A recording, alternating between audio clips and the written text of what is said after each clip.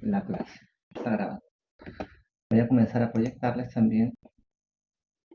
Está bien, para que pongan su asistencia. De paso voy comenzando a poner la pantalla.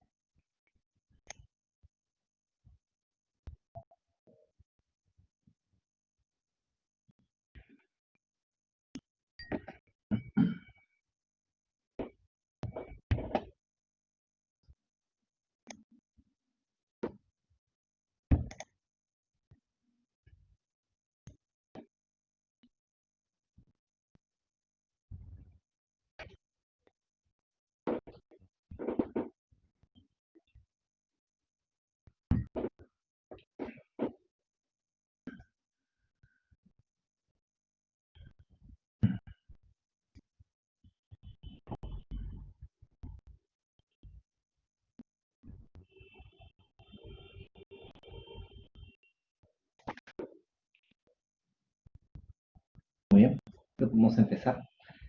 La clase de hoy va a consistir en lo que es embolia pulmonar, otro embolismo pulmonar. Vamos a ver desde lo que es la fisiopatología, lo que es el reconocimiento de los factores de riesgo, el cuadro clínico, y finalmente cómo se aproxima a ese paciente, cómo se le maneja al paciente. A ver, ¿qué tenemos? Lo que vamos a ver el día de hoy, definiciones, epidemiología, fisiopatología, factores de riesgo en quienes se presenta, cuadro clínico. Cuando tienes un cuadro clínico tienes que ver qué tan probable es que sea o no sea. Finalmente, cómo sabemos que esté y cómo se maneja, ¿no? Todo tiene una correlación, ¿no? De la fisiopato, nos lleva factores de riesgo, de los factores del cuadro clínico, y finalmente qué se hace con el paciente, van a darse cuenta. A ver, primero, epidemiología, bueno, la que se menciona, se dice que es difícil de determinar porque hay gran proporción de pacientes que suelen ser asintomáticos. A veces los émbolos que no son tan grandes me pueden dar cuadros sin mayores síntomas. Sin embargo, tienen que conocer de que cuando la tromboembolia pulmonar es masiva, es importante, puede ser causa de muchas complicaciones, muerte súbita incluso. Cuando tienen ustedes algún paciente hospitalizado que súbitamente fallece, pasas visita el día de hoy, un paciente relativamente estable, el día siguiente te informan que falleció de la nada, una de las causas de fallecimiento de un paciente hospitalizado y fallecimiento súbito es embolia pulmonar.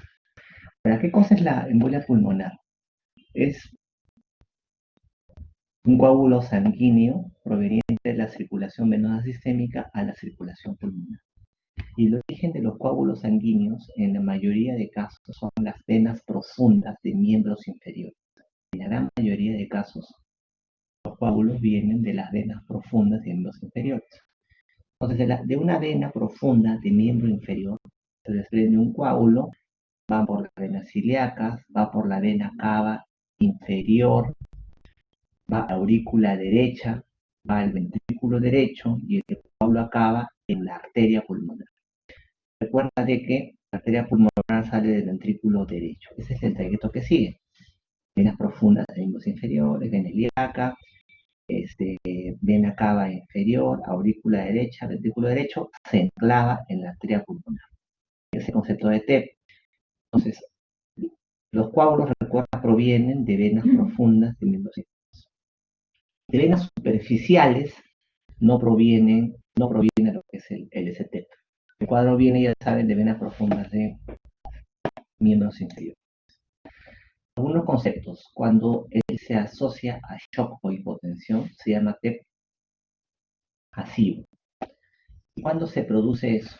Cuando se obstruyen por lo menos un tercio de ramas de la arteria pulmonar. Recuerda que la arteria pulmonar que sale del ventrículo derecho, recuerda que los coágulos se clavan en la arteria pulmonar. La arteria pulmonar lleva sangre al pulmón para que se oxigene. La sangre se oxigena, va por las venas pulmonares y va a la aurícula. ventrículo izquierdo, aorta. O sea, la sangre va del ventrículo derecho a aurículo izquierdo. Ventrículo derecho, arteria pulmonar, aurícula izquierda, la sangre es expulsada por la aorta. ¿Cierto? Muy bien. Si muchas ramas de la arteria pulmonar,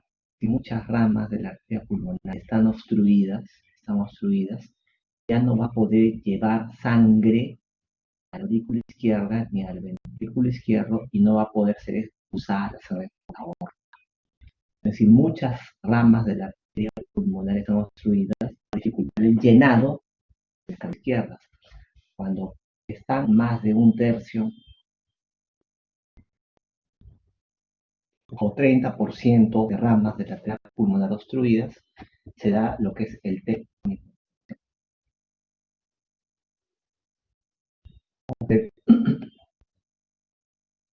masivo.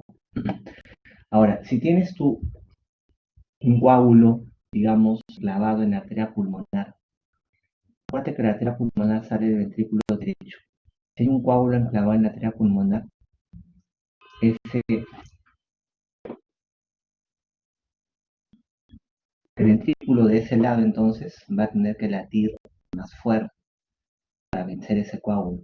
Va a tener que latir más fuerte, que eventualmente se hipertrofia y entra más adelante en disfunción ventricular. Entonces, obviamente un paciente que ya tiene shock, hipotensión, tiene disfunción ventricular derecha. Esta disfunción está presente sin shock, se llama TEP submasivo. Ahora, quiero que me digan qué examen le pediría al paciente para ver si esta disfunción está o no en el paciente presente. ¿Qué examen le pedirían al paciente con TEP para ver si ese TEP se asocia a disfunción ventricular derecha? Recuerda que el paciente viene sin hipotensión. Cuando el TEP es submasivo, viene sin hipotensión. ¿Qué le pediría al paciente? Para evaluar una probable disfunción ventricular derecha. ¿Qué le podría solicitar? No, electro no. Electro pueden o no haber cambios, ¿no? ¿Qué más podría solicitar? Un ecocardiograma, exacto. Le piden un ecocardiograma. Entonces, un paciente con tromboembolia pulmonar, ¿le van a pedir ecocardiograma? Sí. ¿Para qué? Para evaluar disfunción ventricular derecha. Si está presente disfunción ventricular derecha y el paciente no está en shock, no está con hipotensión, se llama TEP submasivo. Pero si el paciente, además de disfunción, tiene shock, se llama TEP masivo. Se choca porque se dificulta el llenado de las cámaras izquierdas. Al inicio, la fisiopatología del TEP dice que el shock es obstructivo, porque se obstruye el llenado de las cámaras izquierdas, shock obstructivo. Pero a la larga, conforme el TEP va avanzando, el ventrículo izquierdo ya entra en disfunción también. Entonces, el shock de lo que es obstructivo se vuelve un shock no cardiogénico. Esos son los conceptos de conocer entonces. TEP masivo, asociado a hipotensión arterial o shock. Recuerden que cuando se obstruyen al menos 30% de ramas de la arteria pulmonar. El submasivo es cuando tienes disfunción ventricular derecha. ¿Por qué disfunción ventricular? Porque tienes un coágulo enclavado en la pulmonar. Y recuerda que esa arteria sale del ventrículo derecho. Entonces ese ventrículo sufre para vencer el coágulo. Se dilata, se hipertrofia, entra en alteración, en disfunción. Cuando el TEP ya dura cierto tiempo y se asocia hipertensión de la arteria pulmonar, la arteria se encuentra en hipertensión, el TEP pasa a ser un TEP crónico. No te ponen acá por horas de enfermedad o por tipo de enfermedad. Simplemente cuando ya vienes con hipertensión pulmonar. Algunos conceptos. Ahora, ¿dónde se originan estos coágulos que les dije? ¿Cuál es el origen de los coágulos en el TEP? ¿Me origina? ¿En qué parte? ¿En qué vaso sanguíneo? ¿En qué vena? ¿En qué vena se originaban? en venas profundas. Recuerda que las venas superficiales se trombosan pero no dan TEP. Ahora, ¿por qué se forman coágulos en miembros inferiores? Hay toda una fisiopatológica, ¿no? ¿Por qué se forman estos coágulos? Acuérdense que es la confluencia o de forma independiente van algunos factores, ¿no? Éstasis venoso, por ejemplo, condicionado por inmovilidad del paciente, postración, falla cardíaca, etc. Estados hipercoagulables, un paciente que tiene de fondo una neoplasia, un síndrome nefrótico. Recuerden que el nefrótico pierde por orina anticoagulantes naturales, vitamina 3. O, por ejemplo, un SAF, una posibilidad de TEP. Y finalmente, injuria de la pared, ¿no? Pacientes con lesiones vasculares, varices. Entonces, la presencia de uno de esos factores, o los tres factores, o dos nomás, condiciona la presencia de estos trombos. Es una actividad fisiopatológica de Virchow, que dice. Por ejemplo, acá tenemos en la figura un paciente con varices de miembros inferiores. Esto me va a condicionar, por ejemplo, la fisiopatología, ¿no? Éstasis venoso, tema de varices. Miren la figura de acá. Acá ven una arteria pulmonar de un paciente fallecido. Miren cómo la arteria pulmonar en su lumen es obstruida totalmente por los sanguíneos. Entonces, cuando se obstruyen más de un 30% de ramas de la arteria pulmonar, se detecta con condición.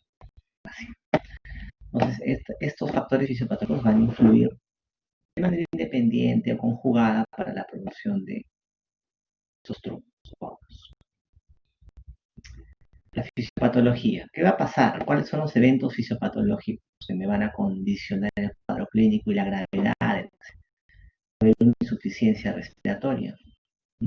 Obviamente, recuerda que la arteria pulmonar lleva sangre al pulmón para que sea oxigenada. Si se obstruye el flujo sanguíneo de la arteria pulmonar, no va a haber irritación del pulmón y la sangre no puede ser oxigenada, lo cual lleva insuficiencia respiratoria, obviamente. Y finalmente también va a haber compromiso hemodinámico e infartos pulmonares. Acá está interesante. Les he dicho que el shock inicial es obstructivo. El shock inicial del TEP es obstructivo porque se obstruye el llenado de cámaras izquierdas. Pero mira qué es lo que pasa. Digamos que tienes un émbolo, un trombo enclavado en la arteria pulmonar. Ese trombo enclavado en la arteria pulmonar hace que esa arteria pulmonar tenga que aumentar su presión para vencer al trombo. Hay una hipertensión pulmonar. Y la hipertensión pulmonar, recuerda que la arteria pulmonar sale del ventrículo derecho. Esa arteria pulmonar que sale del ventrículo derecho aumenta su presión, ese ventrículo derecho va a tener que sufrir un poquito, va a tener que latir más fuerte, o sea, aumenta la poscarga del ventrículo derecho. Late más fuerte, no puede vencer al coágulo, la sangre se acumula en ese ventrículo, el ventrículo se dilata, dilatación ventricular derecha, lo cual me lleva a insuficiencia de la tricúspide, por ejemplo, la tensión de esta cámara cardíaca también aumenta, hay mecanismos inflamatorios, mecanismos de isquemia de ese ventrículo, y ya comienza a funcionar no tan bien, baja su gasto. Y si baja el gasto de las cámaras derechas, obviamente baja el llenado de las cámaras izquierdas. Finalmente, el paciente entra en shock cardiogénico. Recuerda que la causa de mortalidad en el TEP es el shock cardiogénico. Pero el shock inicial, el que inicia la fisiopatología, va a ser un shock constructivo. Lo que marca la severidad y la mortalidad es el shock cardiogénico. Entonces recuerda el trayecto que siguen los coágulos de venas profundas de los inferiores. Venas profundas, venas simples, vena cava inferior, aurícula derecha, ventrículo derecho, se enclava en la arteria pulmonar. Si un coágulo se enclava en una arteria, la cámara que está atrás tiene que latir más fuerte para vencer al coágulo. La cámara en el ventrículo derecho. No puede vencer al coágulo, se dilata, disfunciona, y al disfuncionar el ventrículo, obviamente las cámaras izquierdas no pueden llenarse y entonces chocar.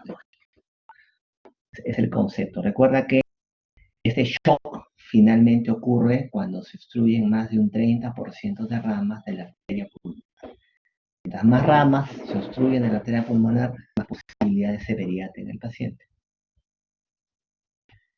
Ahora, ya saben por qué el TEP ocurre, ya saben dónde se inicia, cómo ocurre, en quiénes ocurre. Es lo que quiero que se acuerden ahora. Entonces, factores de riesgo. Ya saben cómo ocurre el tema, la fisiopatología y cómo ocurren los casos graves. Ahora tienen que reconocer cuál es el paciente tipo que puede tener, digamos, esta enfermedad. ¿Qué paciente se presenta? ¿Quiénes tienen riesgo de hacer tromboembolia? ¿Alguien me puede decir, por ahí han leído, me han dicho, qué pacientes serían los que tienen riesgo de hacer embolia pulmonar o cuáles son los factores de riesgo? Postrados, muy bien. ¿Qué más?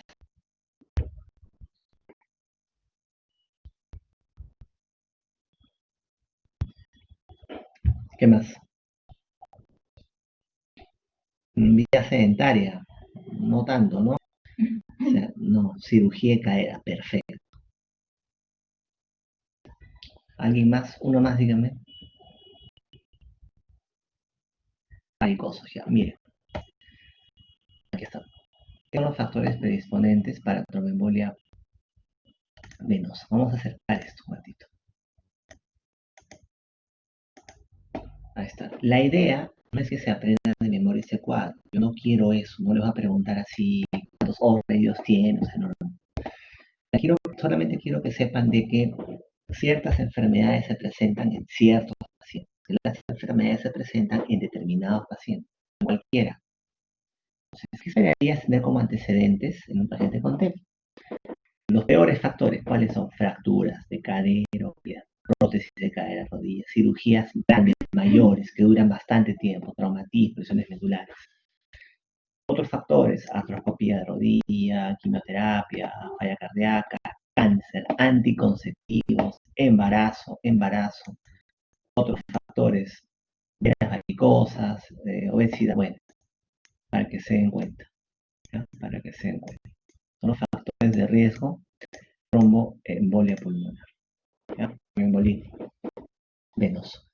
No quiero, repito, que se aprendan de memoria los factores. Solamente quiero que sepan que existen. ¿Por qué? Porque en la vida real y en el examen les va a venir un paciente con este antecedente.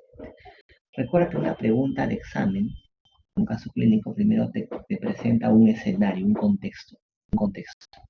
¿Qué es el contexto del paciente? Son las características que tiene el paciente: edad, sexo, procedencia, comorbilidades.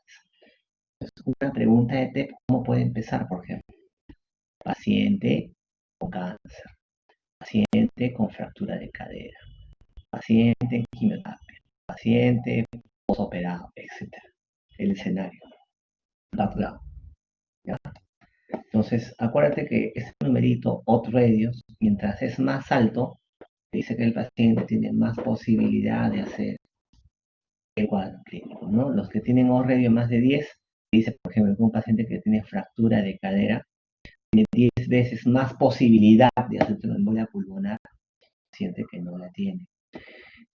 Un paciente con anticonceptivos tiene 2 a 9 veces más posibilidad de embolia pulmonar que un paciente que no tiene eso. O sea, simplemente quiero que se acuerden de que un paciente va a presentar factores de riesgo.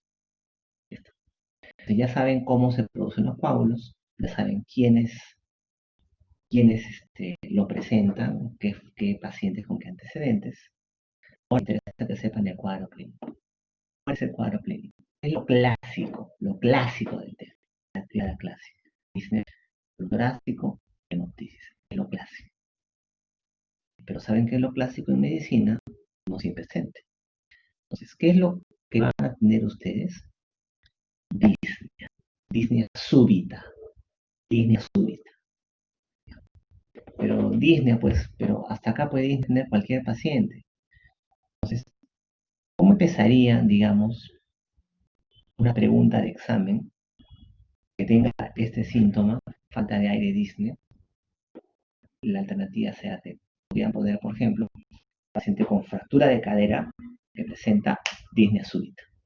La palabra acá mágica es súbitamente, de forma brusca, súbita, presenta disnea.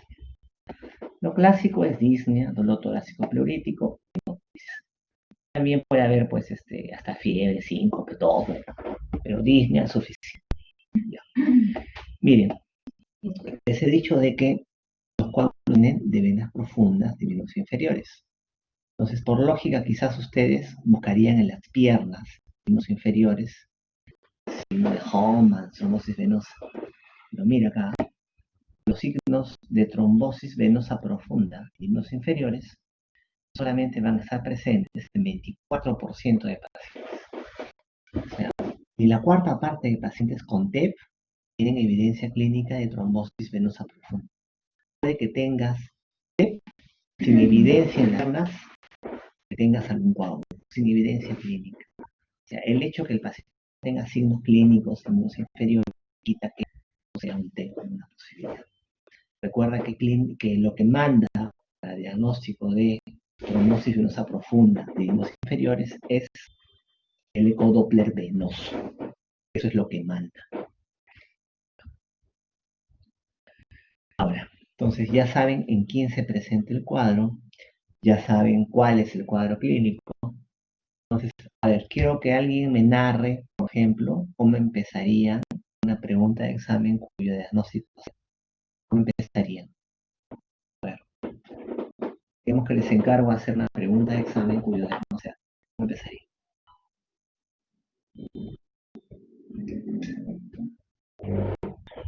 ¿Cómo empezaría?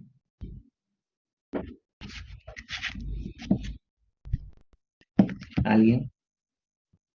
¿Cómo empezaría una pregunta de examen cuyo diagnóstico sea? Paciente hospitalizado, ¿qué más? ¿Qué más? ¿Qué más? Hasta acá, de lo que les he dicho. Se encuentra en reposo postoperatorio, muy bien, y que presenta, ¿qué más?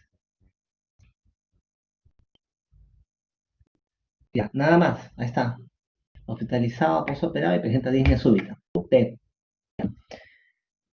¿cómo tú estás seguro, como dice acá, cómo saber si el cuadro clínico del paciente que Marco me ha contado, hospitalizado, operado, la dismetría corresponde o no corresponde? Porque puede que es otra cosa, pero no es cierto. ¿Qué tenemos a continuación? O sea, ya saben quiénes se presenta, ya saben cómo se presenta, ya tienes que estar seguro de tu presunción. Tienes scores, ¿ya? Quiero que conozcan lo que es la escala o el score de Wells y el score de Ginebra.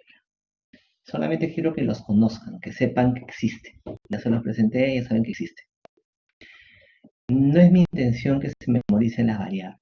Miren, tiene trombosis venosa previa, ritmo cardíaco, cirugías, hemoptisis, y cada tiene un puntaje. Tanto Wells como Ginebra, algo parecidas. Después del puntaje se suman los puntos, ¿no es cierto? Me dan la probabilidad clínica. Ambos scores, ambas escalas me dan eso, la probabilidad clínica. ¿A qué me refiero? ¿Qué tan probable es que el cuadro que Marco ha contado de hospitalizado postoperado con disnea súbita sea o no sea un TEP? Se habla de qué tan probable es que la presunción sea o no sea cierta. Hay dos maneras de sacar esta escala de Wells, de 3 niveles o 2 niveles, tanto Wells como Ginebra. O sea, según el puntaje, agarramos primero esta, mira, puede ser una baja probabilidad, una intermedia probabilidad o una alta probabilidad. ¿Ya? Sacas los puntos, sumas, y según el número que te salga, dices, este paciente hospitalizado, operado con disnea súbita, tiene una baja probabilidad. Su probabilidad es intermedia, su probabilidad es alta, tanto Wells como Ginebra. Solamente quiero que sepan eso acá. Wells y Ginebra me hablan de la probabilidad del cuadro del paciente, sea o sea, la probabilidad, nada más. Déjenlo ahí. Después les voy a explicar para qué me sirven Wells y Ginebra. Entonces, ya sé cómo se producen los coágulos, ya sé cómo se presentan, ya sé en quiénes se presentan, y ya sé qué tan probable es que lo que yo crea sea no sea. Van a ver la utilidad después de Wells o Ginebra. Los scores me hablan de la probabilidad que tenga o no tenga eso el paciente. Muy bien. Entonces, esos scores me hablan de la probabilidad, la predicción clínica que el cuadro sea o no sea un TEP. Se puede hacer de dos formas, le dije, ¿no? 3 niveles, 2 niveles. Usualmente usamos la primera, ¿ya? Probabilidad baja, intermedia, alta. Solamente quiero que conozcan los scores de Wells y Ginebra. Entonces, ambas escalas me indican la probabilidad de que el cuadro clínico sea o no sea un TEP. O sea, qué tan seguro Es lo que he pensado yo. ¿Para qué? Para ver qué examen le voy a pedir al paciente. Ahí nomás lo deja, acuérdese. Tienes un paciente que viene con dolor torácico disnea. Obviamente, aparte de TEP, sabes que puede ser un signo, ¿no? Puede ser un infarto, una angina, no sé. Bueno, entonces le pedimos un EKG a un paciente con sospecha de TEP, si se le pide un EKG. ¿Cuál es la alteración más común en el EKG? Taquicardia sinusal. La alteración electrocardiográfica más común es taquicardia sinusal. Obviamente, si es que yo tengo un coágulo enclavado en la arteria pulmonar, ese ventrículo derecho, de donde sale la arteria pulmonar, va a dilatarse, va a sobrecargarse. Entonces, habrán signos de sobrecarga ventricular derecha, bloqueo de derrame, etc. Fibrilación auricular también puede haber. La alteración que dice acá, S1, Q3, T3, esa alteración, la van a encontrar en un 10 a 15%, un poco más quizá de pacientes. ¿Qué significa? S1, miren acá. Acá tienen de 1, de 2 y de 3. Mira, es una S ancha en D1, una S ancha en D1. Q3, mira, es acá una onda Q profunda en D3. Una onda Q que es más de un tercio, ¿no? Una onda Q profunda en D3. Y tienes T3, tienes una T negativa en D3, T negativa en D3. Entonces S1, Q3 y T3. Esa alteración es rara, es rara. Se encuentra en menos de un tercio de los pacientes, menos incluso, depende de las estadísticas que tú. Si es que la encuentras, te asustas, porque ese es un signo de disfunción ventricular derecha. O sea, el TEP puede ser masivo o submasivo. Entonces, lo más común, taquicardia sinusal. El electro forma parte de la evaluación. ¿Sí? Acá tenemos, mira, S1, tenemos Q3 y tenemos T3. Esto algunos creen que es lo más frecuente, no, lo más frecuente es taquicardia sinusal. Más bien S1, Q3 te asusta a ti, porque me dice que puede ser un cuadro serio. ¿Qué más le pedimos al paciente? Placa de tórax, por supuesto. ¿Qué encontramos en la placa de tórax en un TEP? Es una placa no significativa. ¿Qué significa no significativa? No significativa significa de que no me justifica el cuadro clínico del paciente. Es un paciente con disnea aguda, medio cianótico, saturando bajo. Pues tú esperas encontrar una placa pues con un infiltrado inmenso, ¿no? Pero por ejemplo, mira, esta placa de acá, que ven acá, corresponde, digamos, a un paciente que viene con saturación de orina. No ven gran cosa, o sea, no significativa. Esa es la palabra. Las alteraciones que quizá más se encuentren van a ser atelectasias pequeñas, laminares, opacidades de fusión. Pero por ahí vas a ver algunos signos clínicos a veces. Por ejemplo, tenemos este signo, el Westermark, de Wester. ¿Cuál es el signo de Wester? Es el que me muestra, pues voy a escribirlo acá, el pulmón oligoémico. Oligoémico. Oligoemia pulmonar. Oligoemia. A ver, miren esa placa de tórax. ¿Cuál en los campos pulmonares está más radiolúcido? Más radiolúcido, más negro. ¿El derecho o el izquierdo? ¿Cuál de los campos pulmonares estará más radiolúcido? Más negro, ¿no? ¿El derecho o el izquierdo? Derecho. Acuérdate que la opacidad normal del pulmón la da la trama vascular. Entonces, si yo tengo un TEP, que es un émbolo que puede ser pequeño o grande, pero que se enclava en la arteria pulmonar, obviamente pues vas a ver que este pulmón derecho está más radiolúcido, más negro, porque tienes acá seguramente un embolazo, un émbolo, un trombazo, que me impide que se dibuje el árbol vascular. Es la oligoemia pulmonar, el pulmón poco irrigado. Obviamente placa al inicio y pasa desapercibida seguramente, ¿no? Vas a apurar en emergencia, no hay nada acá, no tiene nada. Ya cuando recién te das cuenta que oye, sí, es clásico acá el signo de Western, pulmón olivo, se puede pasar por alto. Luego tenemos otros signos que también son infrecuentes. Estos signos son raros, a 15% más o menos, dependiendo de lo que lean, ¿no? Los porcentajes saben que son variables. El signo de Fleischner. El signo de Fleischner se habla del engrosamiento, dilatación de las arterias pulmonares. Joroba de Hampton es una opacidad piramidal o triangular en base. Una joroba de Hampton, opacidad triangular en base. Ahora tienes otra joroba de Hampton, opacidad triangular en base. Son signos de infartos pulmonares. O sea, te das cuenta, la placa no es significativa, ¿no? Unas manchitas por ahí, algo que no parece, no significativa. Esa es la palabra. Entonces, ¿qué es lo que tienes tú? Un paciente con disnea súbita, tienes un paciente con insuficiencia respiratoria, pero una placa no significativa.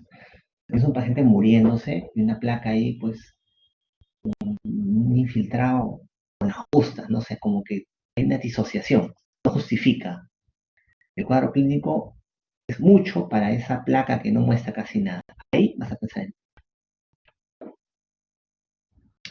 ¿Qué más le podemos pedir al paciente? Obviamente, un AGA, ¿no? Análisis de gases arteriales. Vamos a ver hipoxemia, hipocapnia, una gradiente arterial elevada, ¿no? O sea, unos signos de insuficiencia respiratoria. Examen seguramente recuerdan bastante de TEP, el dímero D. El dímero D tiene un alto valectivo negativo, me descarta fácilmente la enfermedad en algunos pacientes, pero bajo valor predictivo positivo. A ver, ¿cómo se mastica esto? El dímero D es muy sensible, muy sensible. ¿Qué significa? Que casi todos los TEP tienen positivo, muy sensible, pero poco específico, poco específico. Quiere decir que es cierto, casi todos los test me lo dan positivo. También puede salir positivo en neumonía, tuberculosis, cáncer, lupus, etc. O sea, si sale negativo el dímero D, prácticamente me descarta TEP. Casi todos los TEP me dan positivo. Pero si sale positivo el dímero D, puede ser TEP. También puede ser otra cosa, puede ser cáncer, puede ser neumonía, puede ser TEP, puede ser otra. Hay que saber usar el dímero D, hay que saber pedirlo. Según escalas de probabilidad, vamos a ver. En este cuadro van a ver todas las patologías o condiciones que me pueden incrementar el dímero D. Mira, aparte de trombosis, eclampsia cardíaca, sepsis, falla hepática, falla renal. Acuérdense que en medicina interna, la mayoría de pacientes hospitalizados son renales, son hepatópatas, tienen cáncer, tienen anemia, son cardíacos, tienen sepsis. Entonces, prácticamente cualquier patología en medicina interna me lo puede leer. ¿Qué más tenemos? Las enzimas cardíacas. Enzimas cardíacas. Las troponinas. ¿Se piden troponinas? Sí, se piden troponinas. Porque me pueden hablar de disfunción ventricular derecha. Recuerda que el ventrículo derecho entra en isquemia, ¿no es cierto? Pero si las enzimas de ese tipo, troponinas, están elevadas, me podría hablar de disfunción ventricular derecha. La diferencia con el Zika, con el infarto, es que en el infarto las troponinas caen lentamente, ¿no? Se demoran en caer hasta más de una semana a veces, ¿no? En cambio, en el TEP, mira, bajan dentro de 40 horas, o sea, suben y bajan rápido. Esa es la característica de las troponinas. Conclusión, entonces, dímero D se pide, pero hay que saberlo pedir. Puede engañar. ¿Qué más tenemos? El angioten pulmonar. El angioten pulmonar es una muy buena prueba, no es invasiva. Usa contraste, ojo, pero no es invasiva. O sea, es altamente sensible y específica, su normalidad es cliente. No es invasiva, se pone en contraste al paciente y mira, te pintan las arterias. Sin que tú sepas mucho, mira cómo acá tienes un trombo, tienes otro trombo, otro trombo, otro trombo, otro trombo. O sea, sin saber mucho te das cuenta que es un tema. O sea, muy sensible, muy específico. Uno de los problemas es que puede usar contraste. Contraste. ¿En qué pacientes, por ejemplo, no podría usar contraste o tendría limitaciones con el contraste? ¿Qué me dice? A ver. ¿Sí? ¿Pregunta? A ver, ¿en qué paciente entonces no pueden usar contraste? ¿Qué me dice?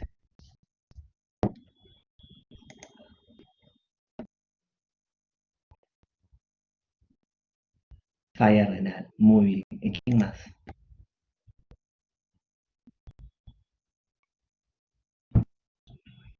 ¿En qué paciente más?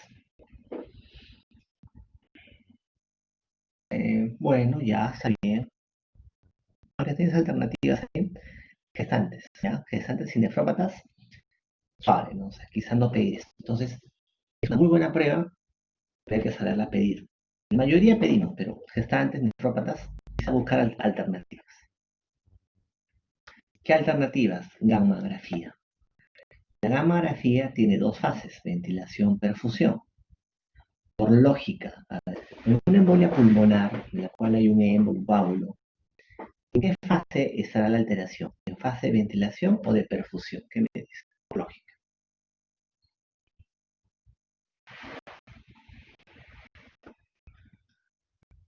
¿En qué fase encontraremos la alteración? ¿En ventilación o en perfusión?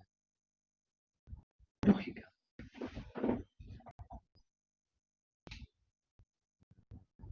¿Mm? En un TEP, que es un émbolo en campo de la terapia pulmonar. Perfusión. Muy bien. Entonces, mira, sin que sepas mucho de este examen, la primera línea es fase de ventilación. Mira el pulmón, se pinta bonito, se pinta bonito. ¿Ya?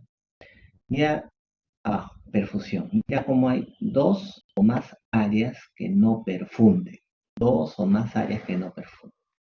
Las alteraciones están en fase de perfusión. Cuando se pide gammagrafía, dice, en casos de no poder realizar angioten, porque este justo me ofrece menos radiación y menos contraste. Entonces, ¿en qué pacientes podría ser una alternativa a la gammagrafía? ¿Qué me dice? ¿En qué pacientes podría ser alternativa a la gammagrafía?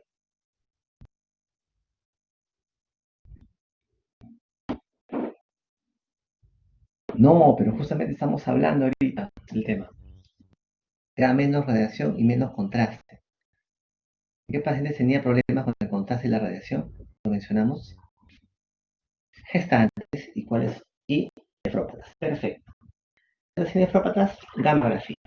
Muy bien. Antiguamente, cuando no había el angioten, porque el angioten tampoco es que había hace 50 años, eh, los muy antiguos y sus maestros también antiguos les van a decir que la lesión era gammagrafía, ¿no? Es una alternativa que tenemos. Sin embargo, si les preguntaran cuál es el gol estándar es la angiografía pulmonar. La angiografía pulmonar vendría a ser el gol estándar llamado HISTO. El problema es que es invasivo. Es con un catéter que se mete hasta la arteria pulmonar. Un catéter venoso que se mete por la aurícula derecha, este, ventrículo derecho, hasta la arteria pulmonar. Miren, con este catéter acá, botas contraste y vas a ver imágenes acá de sustracción. Solo se piden casos de discrepancia, de que, por ejemplo, el angioten no es concluyente. Un estándar histórico. Pregunta si libros hace mucho tiempo te lo ponen como el mejor examen. Es bueno, ¿ya? Pero nosotros preferimos pedir angioten, porque es menos invasivo. Si no es concluyente el angioten, pido angiografía. Pero podríamos comparar actualmente. ¿Ustedes creen que podría ser factible comparar en un estudio una angiografía? Es un método invasivo, al cual al paciente se le somete ese procedimiento con un catéter que se le mete hacia el corazón, en la pulmonar. Comparar en un estudio con un método no invasivo como angioten, eso no es posible por ética. O sea, por ética tú no puedes en a un paciente someterlo algunos a un método invasivo que puede dar complicaciones y a uno no invasivo. Ya no pueden compararse, este es considerado el buen estándar histórico, ¿no? Que lo tenemos como alternativa. Pero lo que más pedimos es angioten. ¿Qué más se podrá pedir? Un ecocardiograma. ¿Se pide ecocardiograma? Sí. ¿Y qué es lo que vamos a pedir? ¿Y qué es lo que vamos a buscar en el ecocardiograma? Si tenemos suerte, vamos a ver el trombo, el coágulo, el ventrículo derecho. Pero como nunca tenemos suerte, lo que vamos a ver son las consecuencias del trombo enclavado en la arteria pulmonar. Recuerda que el trombo se enclava en la arteria pulmonar y hace que el ventrículo derecho sufra, se dilate, disfunción. Entonces vamos a ver disfunción ventricular derecha, signos en general de disfunción ventricular derecha. O sea, disnea súbita, un postoperado, como decía, con disnea súbita, cardio, a toque. ¿Qué veo? Disfunción ventricular derecha. Suficiente, TEP. O sea, no he visto el coágulo, pero mi función va con lo que he sospechado, con el contexto de ese postoperado, disnea súbita, va un diagnóstico con ecocardio. Me permite el ecocardio un diagnóstico rápido, fácil, a la cabecera del paciente. ¿Cuándo pediremos primer ecocardiograma? ¿Cuándo pediremos primer ecocardiograma? Cuando no podemos movilizar al paciente. Hay pacientes con TEP que son bastante severos, bastante delicados, que pueden fallecer en el momento. Es un paciente con un TEP masivo, movilizarlo al tomógrafo para que le hagan el angiotén. Entonces, puede fallecer a mí, ¿no? Una manera de diagnosticar rápido en pacientes que no pueden movilizarlo por la severidad es el cardiograma. No precisamente buscando el coágulo, sino buscando las consecuencias en movimiento. Entonces, ¿qué prueba diagnóstica pido primero? Ya se presentó todas las pruebas diagnósticas, ¿cuál es la que voy a pedir primero? Lo primero que tengo que hacer es evaluar la severidad del paciente. Entonces ya, tengo sospecha de embolia pulmonar, el paciente que mencionaron, postoperado, postrado con disnea súbita. Te preguntas, ¿tiene shock o hipotensión? Sí. ¿Tiene shock y hipotensión? Ese paciente es un TEP masivo, masivo. Ese paciente se puede morir ahí mismo, se muere. Tengo que hacer las cosas rápido. Si no tiene shock y hipotensión ese paciente, es un TEP de no alto riesgo. Riesgo alto, riesgo no alto. El TEP que viene con shock es el TEP masivo. Acuérdense que es aquel que tiene al menos 30% de ramas obstruidas de la arteria. ¿Qué prueba diagnóstica pido primero? Mira. El TEP de alto riesgo. ¿Cuál es el de alto riesgo? A ver, venga, Octavo. ¿Cuál es el de alto riesgo?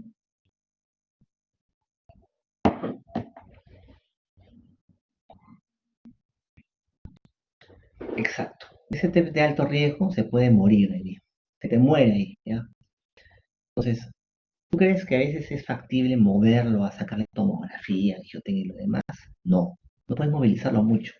¿Qué podrás optar para diagnosticar TEP en ese paciente que se te tiene ahí fallecer? ¿Qué podrás pedirle? Exacto, ecocardio. ¿No? Si puede ser la tomografía, bacán, pero si no, ecocardiografía a la cabecera del paciente, ¿ya? ¿Qué dímero de N, qué dímero de sólido? Luego tenemos el paciente de no alto riesgo, el que no viene con hipotensión. ¿Qué vemos en ese paciente? Primero evaluamos la probabilidad clínica de tener un TEP. ¿Cómo evaluamos la probabilidad clínica de tener un TEP? ¿Cómo se evaluaba? ¿De acuerdo? No, dímelo de no, Wells o Ginebra, perfecto. Wells o Ginebra teníamos la probabilidad clínica, aplicable solo para TEP de no alto riesgo. Si la probabilidad clínica es baja o intermedia, primero le pido dímero D. Si el dímero D sale positivo, le pido angiotensina. Pero si la probabilidad clínica me sale alta, por supuesto Ginebra, ya no le pido dímero D. De arranque le pido un angiotensina. Entonces, por eso, mi objetivo no es que se aprendan de memoria por Ginebra, solamente que sepan que existe. Y según que me sale, pido el examen correspondiente. En alto puedo pedir de frente angiotensina, o si no, ecografía de urgencia, dependiendo de mi disponibilidad.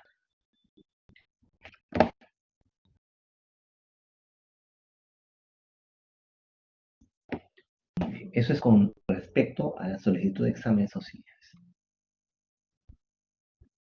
Ahora, ¿cómo se maneja? Hemos visto los coágulos, en quiénes se presenta, el cuadro clínico, la probabilidad.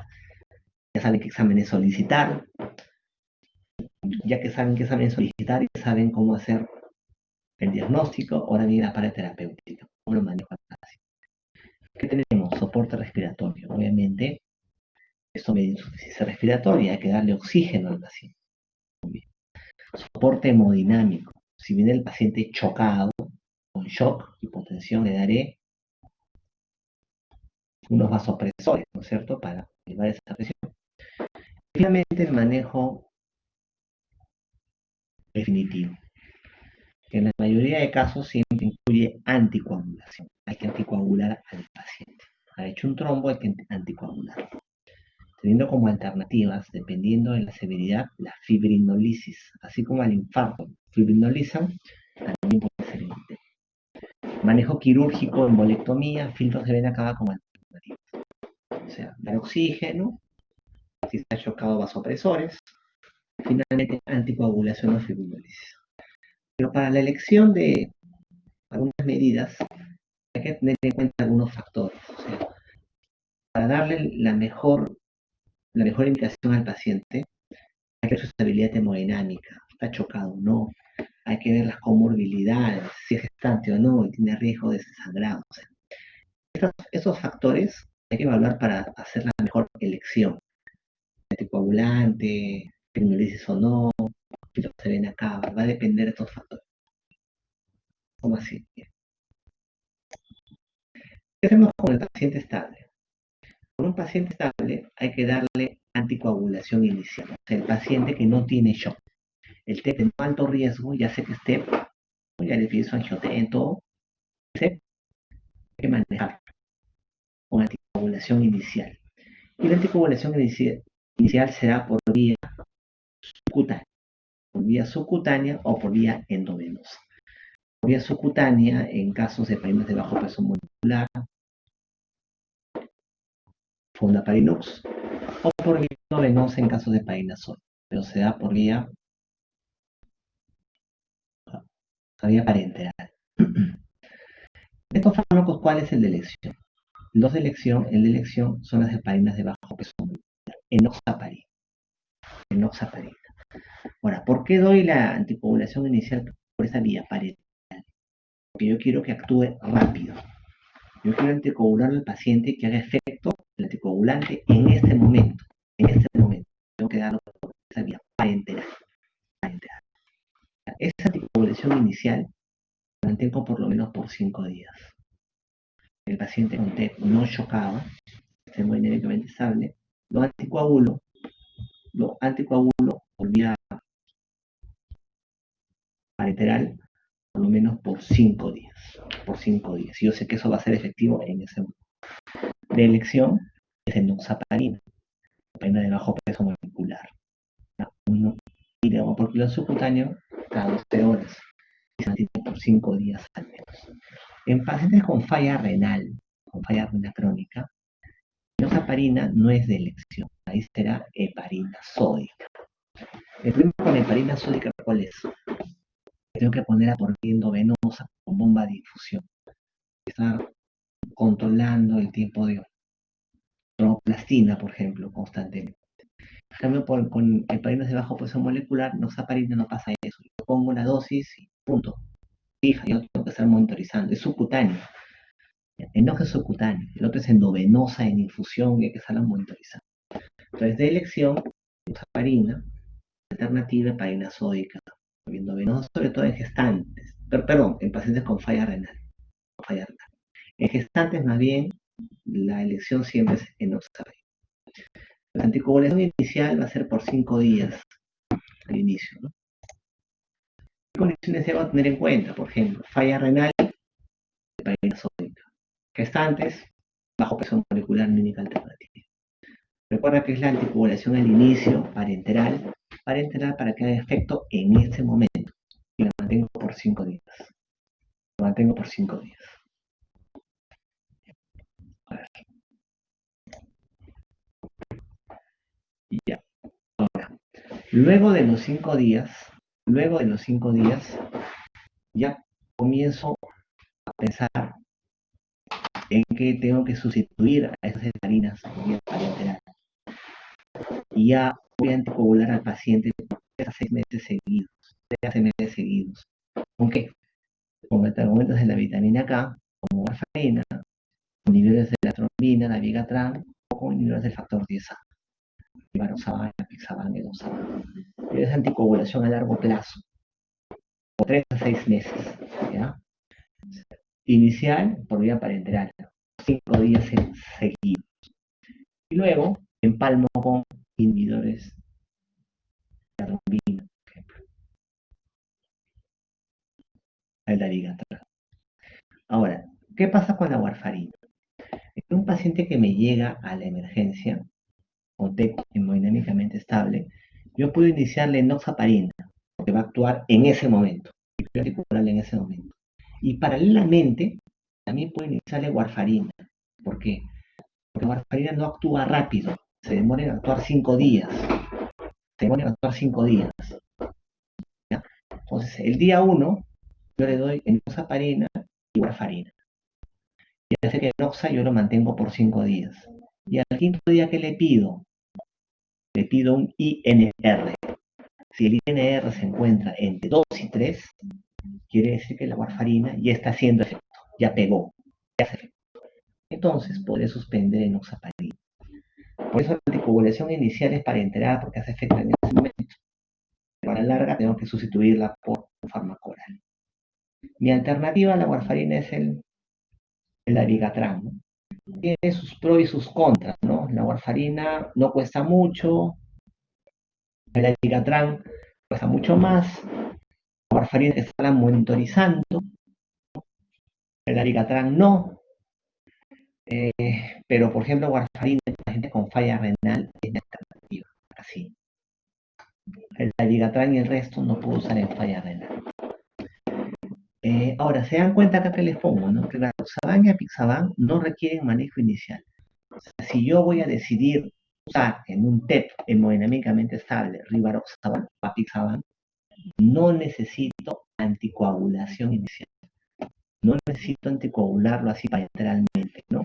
Si yo de frente viene emergencia, le meto rivaroxaban, apixaban, que esos dos fármacos no requieren manejo inicial, anticoagulación inicial. Ahora, ¿qué hago con TEP en gestantes? Un TEP en gestantes, mi única opción es warfarina. Perdón, enoxaparina. Enoxaparina. En gestantes es enoxaparina. El manejo de embolia, el embolismo en pacientes gestantes de lesión siempre es enoxaparina. Enoxaparina es la que acaba la gestación. No piensen para nada en darle heparina sódica, ni warfarina, ni los otros anticoagulantes. No están indicados en gestantes. Enoxaparina sí. Enoxaparina. Sí, ella sí, la gestante va a tener que ir por vía subcutánea a su casa. El resto puede ser vía. Entonces, la duración de la anticoagulación a largo plazo va a ser 3 a 6 meses, por lo menos, dependiendo de cada caso. La inicial parenteral 5 días y esta 3 a 6 meses. Igual que el rivaroxaban, apixaban no requieren manejo inicial, se pueden dar de frente. Mira, los antagonistas de la vitamina A como warfarina actúan en los factores de coagulación 2, 7, 9, 10. Actúan a varios niveles. Como actúan a varios niveles, el efecto no es tan predecible. Le doy a 5 pacientes 5 miligramos y los 5 responden diferente. Se superanticoagulan, se sobreanticoagulan, no se anticoagulan. En cambio, por ejemplo, inhibidores del factor 10 apixaban, rivaroxaban, solo en factor 10. Inhibidores de la trombina, dabigatran, solo en factor 2. Los anticoagulantes nuevos actúan a un solo nivel. Por eso que tú lo das y ya no monitorizas nada. El efecto es esperable, predecible. Tienen pros y contras. La warfarina sabes que se monitoriza con INR. Lo bueno que no cuesta mucho, barata, de elección en pacientes con falla renal. El problema es que hay que estarla vigilando, porque interacciona con cualquier medicamento que conocen, con los vegetales verdes. El efecto no es esperable en todos los pacientes, no sabes qué va a pasar en todos los pacientes, mira, actúa a varios niveles. Y se monitoriza con el INR, que tiene que ser entre 2 y 3. Bueno, porque es barata, es una buena alternativa. Luego tenemos los anticoagulantes nuevos, dabigatran, rivaroxaban y el resto. fácil uso, los dejo y punto. Es comparable a la warfarina, no son inferiores. El problema es que no se usan en renales, no pueden usarse en renales, pero en gestantes, ¿no? No pueden monitorizarse, eso que no pueden monitorizarse es un pro y un contra, ¿no? O sea, no que estás sacando INR porque sabes qué va a pasar, pero por ahí que pasó la mano y a un renal le diste Dabigatran, y es un paciente pues que está sangrando. Bueno, antídoto específico sí hay, pero no está tan disponible. Miren cómo se llama.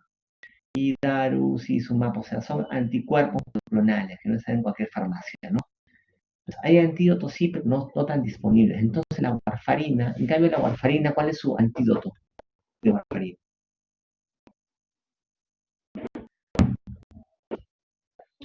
¿Cuál es el antídoto de la warfarina?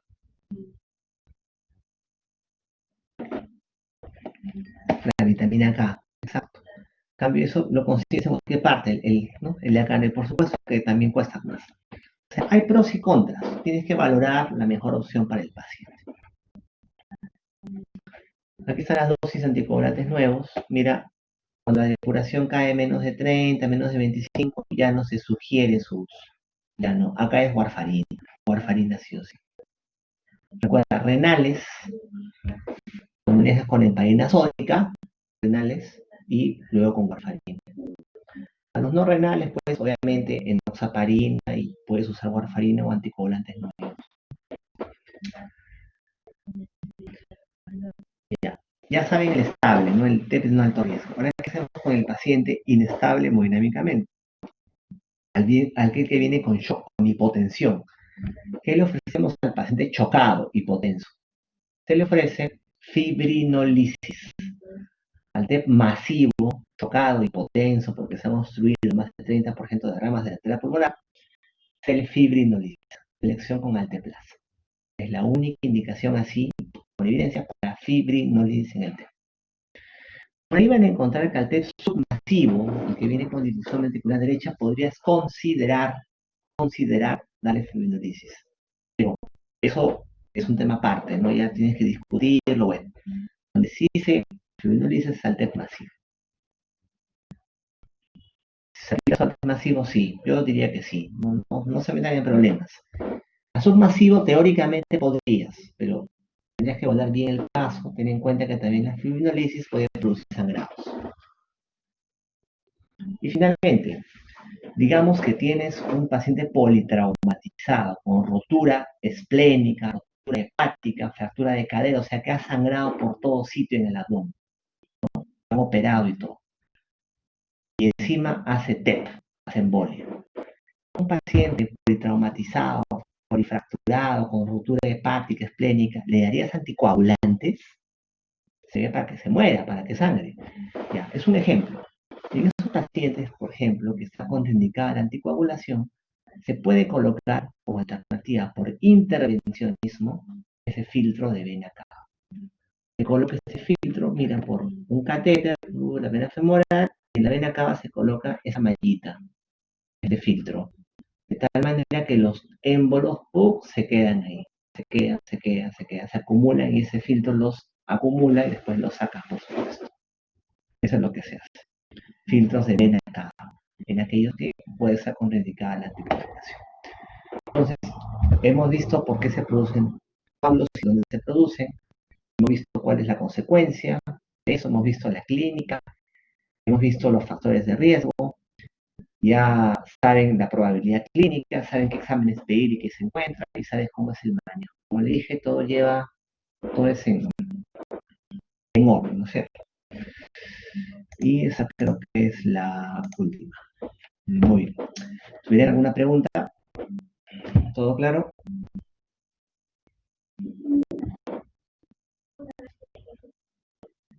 Listo, perfecto. Entonces, para que revisen un poco más sobre ese tema, yo creo que la clase ha sido bastante puntual, ¿no? Todos los puntos han quedado claros. Listo, chicos. Entonces, nos vemos más adelante seguramente en otra clase que tenga con ustedes. Se cuidan, chicos. Buenas noches. Pueden descansar.